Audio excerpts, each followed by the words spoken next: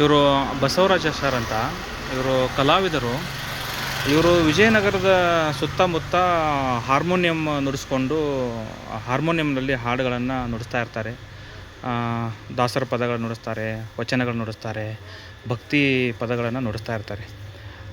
ದಯಮಾಡಿ ಯಾರು ತಪ್ಪು ತಿಳ್ಕೊಬೇಡಿ, ಇವರು ಭಿಕ್ಷೆ ಕೇಳೋರಲ್ಲ. ಇವರು ತಮ್ಮ ಪಾಡಿಗೆ ತಾವು ಅದು ಹಾರ್ಮೋನಿಯಂ ನುಡಿಸ್ಕೊಂಡು ಹೋಗ್ತಾ ಇರ್ತಾರೆ, ದಾರಿಯಲ್ಲಿ ಹೋಗ್ತಾ ಇರ್ತಾರೆ.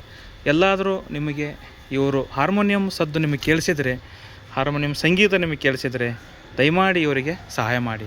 ಬಸವರಾಜು ಅಂತ ಇಲ್ಲಿ KP ಅಗ್ರಹಾರದಲ್ಲಿ ಇರ್ತಾರೆ ಸಾರು. ಮತ್ತು ಆಲ್ಮೋಸ್ಟ್ ಇಲ್ಲ ವಿಜಯನಗರ ಸುತ್ತಮುತ್ತನೇ ಇರ್ತಾರಲ್ಲ ಸರ್? ವಿಜಯನಗರ, ಹನುಮಂತ ನಗರ, ರಾಜಾಜಿನಗರ. ಹಾಂ, ಹೌದು ಒಂದೊಂದು ಏರಿಯಾಗಳಲ್ಲಿ ಇವರು ಬರ್ತಾ ಇರ್ತಾರೆ. ಇವರು ತಾವಾಗೆ ಯಾವತ್ತೂ ಕೂಡ ದುಡ್ಡು ಕೇಳೋರಲ್ಲ.